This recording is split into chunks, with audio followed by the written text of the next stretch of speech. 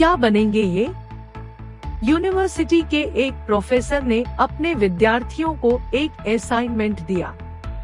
विषय था मुंबई की धारावी झोपड़पट्टी में रहते 10 से 13 साल की उम्र के लड़कों के बारे में अध्ययन करना और उनके घर की तथा सामाजिक परिस्थितियों की समीक्षा करके भविष्य में वे क्या बनेंगे, इसका अनुमान निकालना।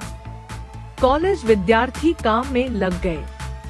झोपड़पट्टी के 200 बच्चों के घर की पृष्ठभूमिका, माँ बाप की परिस्थिति, वहाँ के लोगों की जीवन शैली और शैक्षणिक स्तर, शराब तथा नशीले पदार्थों के सेवन, ऐसे कई सारे पॉइंट्स पर विचार किया गया।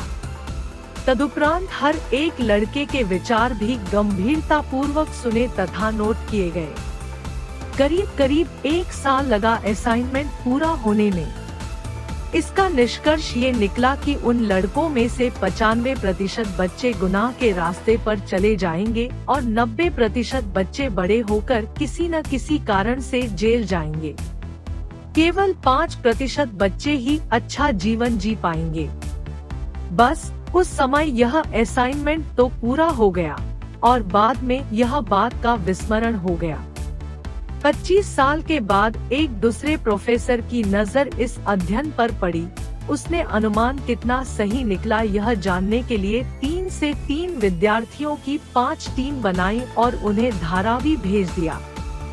200 में से कुछ का तो देहांत हो चुका था तो कुछ दूसरी जगह चले गए थे। फिर भी 180 लोगों से मिलना हुआ। कॉलेज विद्यार्थियों ने जब 180 लोगों की जिंदगी की सही जानकारी प्राप्त की तब वे आश्चर्यचकित हो गए। पहले की गई स्टडी के विपरीत ही परिणाम दिखे।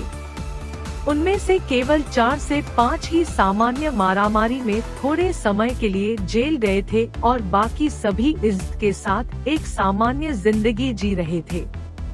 कुछ तो आर्थिक दृष्टि से बहुत अच्छी स्थिति में थे। अध्ययन कर रहे विद्यार्थियों तथा उनके प्रोफेसर साहब को बहुत अचरज हुआ कि जहाँ का माहौल गुनाह की ओर ले जाने के लिए उपयुक्त था वहाँ लोग मेहनत तथा ईमानदारी की जिंदगी पसंद करें। ऐसा कैसे संभव हुआ? सोच विचार करके विद्यार्थी पुनः उन 180 लोगों से मिले और उनसे ही ये जानने की कोशिश की।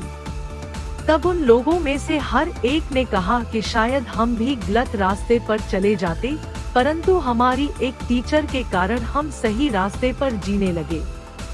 यदि बचपन में उन्होंने हमें सही गलत का ज्ञान नहीं दिया होता तो शायद आज हम भी अपराध में लिप्त होते। विद्यार्थियों ने उस टीचर से मिलना तय किया। वे स्कूल गए तो मालूम हुआ कि वे तो सेवानिवृत्त हो चुकी है। फिर तलाश करते करते वे उनके घर पहुँचे। उनसे सब बातें बताई और फिर पूछा कि आपने उन लड़कों पर ऐसा कौन सा चमत्कार किया कि वे एक सभ्य नागरिक बन गए। शिक्षिकाभन ने सरलता और स्वाभाविक रीति से कहा, चमत्कार? अरे, मुझे कोई चमत्कार वमत्कार तो आता नहीं। मैंने तो मेरे विद्यार्थियों को मेरी संतानों जैसा ही प्रेम किया, बस इतना ही। और वह ठहाका देकर जोर से हंस पड़ी। मित्रों, प्रेम व स्नेह से पशु भी वश हो जाते हैं। मधुर संगीत सुनाने से गौ भी अधिक दूध देने लगती है। मधुर वाणी व्यवहार से पराये भी अपने हो जाते हैं। जो भी काम हम करें थोड़ा स्नेह प्रेम और मधुरता की मात्रा उसमें मिला के करने लगे तो हमारी दुनिया जरूर सुंदर होगी। आपका दिन मंगलमय हो, ऐसी शुभ भावना।